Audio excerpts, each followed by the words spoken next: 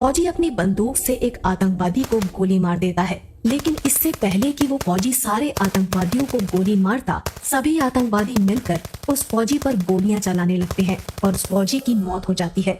इस बॉर्डर के पास एक गांव था। गांव से 2 किलोमीटर दूर एक बहुत बड़ा घना जंगल था, जहां पर बॉर्डर था।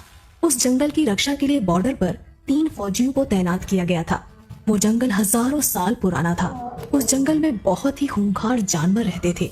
गांव वालों का मानना था कि जंगल की रक्षा स्वयं जंगल देवता करते हैं। वो तीनों फौजी दिन रात ड्यूटी करके बॉर्डर और जंगल की रक्षा करते थे। जंगल बहुत घना था, इसलिए हमेशा आतंकवादियों का खतरा बना रहता था। 3 फौजियों को बॉर्डर पर अलग अलग जगह तैनात किया गया था। वो तीनों पिछले 10 सालों से यहाँ पर ड्यूटी कर रहे थे। तीनों फौजियों की देशभक्ति और जंगल की रक्षा देखकर वन देवता बहुत प्रसन्न हो जाते हैं और एक दिन वन देवता अपनी वन देवी से कहते हैं, देवी, ये तीनों फौजी पिछले 10 सालों से हमारे जंगल की रक्षा कर रहे हैं। मैं इनकी कर्तव्य निष्ठा देखकर बहुत प्रसन्न हूँ और उन्हें कुछ वरदान देना चाहता हूँ। तब वन देवी कहती है, हे नाथ, आप बिल्कुल सही कह रहे हैं। तीनों फौजियों को वरदान जरूर मिलना चाहिए। वन देवता कहते हैं, तो फिर ठीक है देवी, मैं आज ही उन तीनों फौजियों से उनकी इच्छा पूछता हूँ और उन्हें इच्छा अनुसार वरदान देता हूँ। इतना कहकर वन देवता वहाँ से गायब हो जाते हैं और पहले वाले फौजी के पास पहुँच जाते हैं। वो पहला फौजी अचानक से वन देवता को देखकर आश्चर्यचकित हो जाता है और कोई जादुई भूत समझकर अपनी बंदूक से वन देवता को गोली मार देता है। लेकिन उसकी गोली से वन देवता को कुछ नहीं होता और वन देवता कहते हैं, रुको फौजी, मैं वन देवता हूँ। फौजी डरते हुए कहता है, प्रणाम देवता, मैंने आपको पहचाना नहीं, मुझे माफ कर दीजिए। तब वन देवता कहते हैं, कोई बात नहीं फौजी, तुम पिछले 10 सालों से लगातार इस जंगल की रक्षा कर रहे हो। मैं तुम्हारी कर्तव्य निष्ठा से बहुत प्रसन्न हूँ और तुम्हें एक वरदान देना चाहता हूँ। इतना सुनकर वो फौजी बहुत प्रसन्न होता है, लेकिन फिर वो सोच में पड़ जाता है कि वन देवता से क्या वरदान मांगूं। मुझे सोना चांदी मांगना चाहिए, लेकिन भला मैं सोना चांदी का करूँगा क्या? वैसे भी मेरी उम्र रिटायरमेंट होने को है। तब वन देवता कहते हैं, क्या सोच रहे हो फौजी?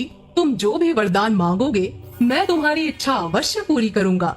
तब वो फौजी कहता है, वन देवता, मैं सोच रहा हूँ क्या वरदान मांगू।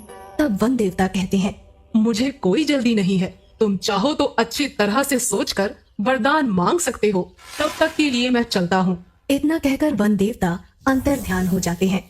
वन देवता के जाते ही वो फौजी लगातार सोच में पड़ जाता है कि उसे क्या वरदान मांगना चाहिए। वो अपने मन में सोचता है, मेरे पास भगवान का दिया हुआ सब कुछ है। एक अच्छी बीवी है, 2 बाल बच्चे हैं और सभी की जिंदगी खुशी खुशी गुजर रही है। मुझे अपने देश की रक्षा के लिए कुछ मांगना चाहिए। वो पहला फौजी काफी देर तक सोच विचार करने के बाद वन देवता को पुकारता है। वन देवता तुरंत वहाँ प्रकट हो जाते हैं। बोलो फौजी, तुम्हें क्या वरदान चाहिए?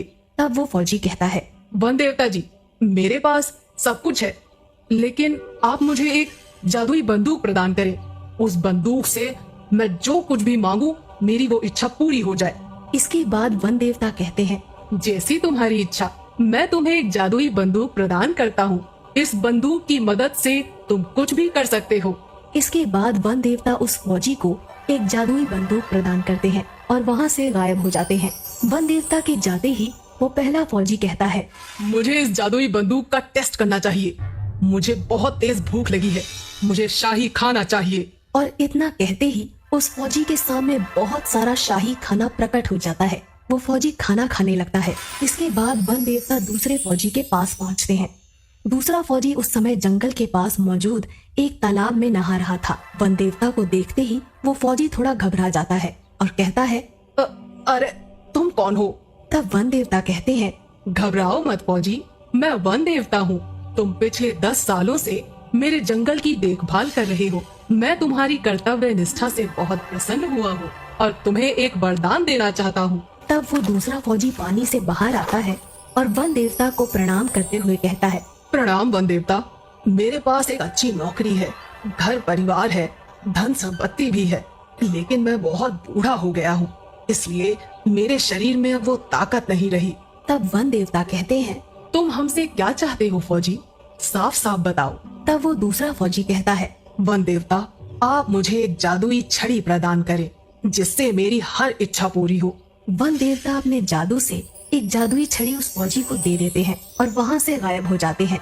जादुई छड़ी पाकर दूसरा फौजी बहुत खुश होता है और जादुई छड़ी से कहता है, हे जादुई छड़ी, मुझे फिर से जवान कर दो। और इतना कहते ही वो जादुई छड़ी उस फौजी को फिर से जवान और ताकतवर बना देती है। अपने ताकतवर शरीर को देखकर वो फौजी सब कुछ भूल जाता है और अहंकार में आकर जादुई छड़ी से कहता है, जादुई छड़ी, मेरे चारों तरफ बहुत सारे आतंकवादियों को खड़ा कर दो ताकि मैं सबको मार सकूं। इतना कहते ही उस फौजी के चारों तरफ बहुत सारे आतंकवादी प्रकट हो जाते हैं। इसके बाद वन देवता तीसरे फौजी के पास पहुंच जाते हैं। इस समय तीसरा फौजी सो रहा था क्योंकि वो रात भर बॉर्डर पर ड्यूटी करता था। वन देवता उस तीसरे फौजी के सपने में आते हैं और कहते हैं, उठो फौजी, कुछ लोग जंगल में पेड़ काट रहे हैं, जाओ और जाकर उनको रोको। इतना सुनते ही वो तीसरा फौजी अचानक नींद से जाग जाता है, लेकिन उसे अपने आसपास कोई नहीं दिखाई देता। वो कहता है, कहीं मेरा सपना सच तो नहीं था, मुझे जंगल में जाकर देखना चाहिए। वो फौजी तुरंत अपनी बंदूक उठाकर अपने इलाके में छानबीन करने के लिए जंगल में निकल पड़ता है। तभी उसे सामने दो लोग पेड़ काटते हुए दिखाई देते हैं।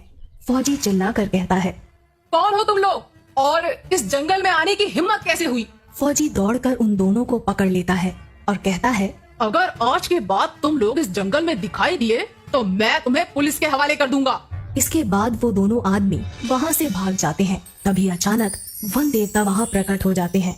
वाह फौजी वाह, तुम्हारी वजह से ये जंगल सुरक्षित है। मैं वन देवता हूँ और तुम्हारी कर्तव्य निष्ठा देखकर मैं तुम्हें एक वरदान देना चाहता हूँ। मांगो फौजी, तुम क्या मांगना चाहते हो?